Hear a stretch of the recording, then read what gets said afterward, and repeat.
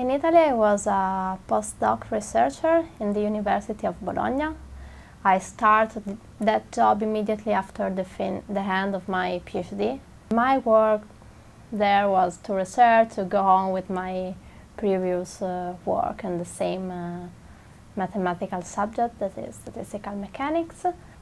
Then my supervisor suggested me to look for a new position abroad and not in Italy, to start to work in a different environment, and also because it's very difficult to find a position in Italy inside the academia. Since during my PhD I work on some papers from a professor of NYU, I decided to come here to go on with my research.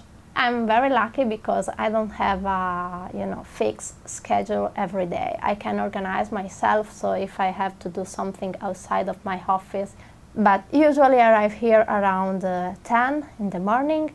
First of all, look at the email, because since I'm working with people from Italy, when here is 10, actually in Italy is afternoon, so I can't find a lot of email for me to read.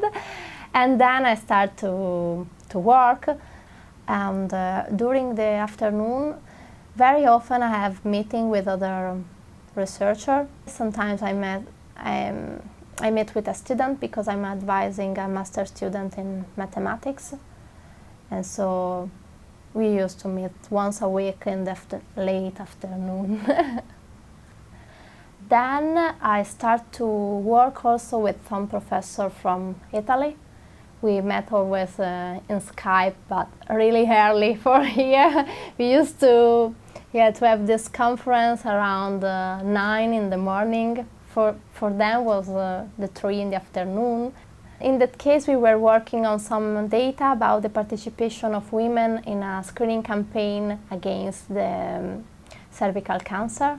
We wanted to know if it's possible to understand why a lot of women decide not to take this test to detect if they have or not this kind of cancer, even if the test is free. Mm-hmm. And so we tried to use a statistical mechanic approach to detect if they have their choice was in some sense influenced from the choice of other women. I remember that when I was a child, I imagined myself as a scientist. So in some sense, I knew that my future was not in the humanities, but in sciences. But then the decision to start mathematics was not so clear. And I was thinking also about physics and about engineer. In Bologna, professor from university asked questions to clarify their mind about the future. And that day, a lot of students wanted to go to study engineer. And it was too much, because I thought, oh, okay, I had to wake up very early every morning to find a place in the class. It's not for me. It's totally not for me. And so I decided for math, because usually math is a subject for less people. Before you go to the class and you have a professor that teach you everything, and you need to learn, and you need then to make exercise, and also to be good in repeat what the teacher explained you.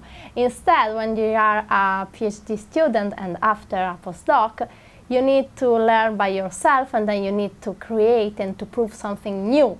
So you need to have your own ideas and then to work hard to achieve a solution. So it's totally different, because then before you need only to understand and to be able to repeat. Now you have to put your creative, you need to create something new. On the 73rd Street, between the First Ave and York. It's not the fancy Upper East Side that usually people think about, because I'm really close to the East River, so it's less fancy. But my neighborhood is very quiet, and also with a lot of store to buy food and a lot of restaurants. I like my neighborhood. Everything was new for me and very exciting to be in this very big city, fashionable, and everything was really amazing. Yeah, I enjoyed a lot, especially this summer, because New York during the summer is amazing. There are a lot of cultural events and concerts, everything that is going on all the time and for free. Plan A is to go on with a researcher life, but maybe with also to be at the same time also a teacher in university. Plan B is go back to my place in San Marino and try to become a high school teacher in maths. Plan C, that is also one of my big dreams, because I really like to cook and I feel so relaxed. Try to open a restaurant. Plan C is very different from the other two.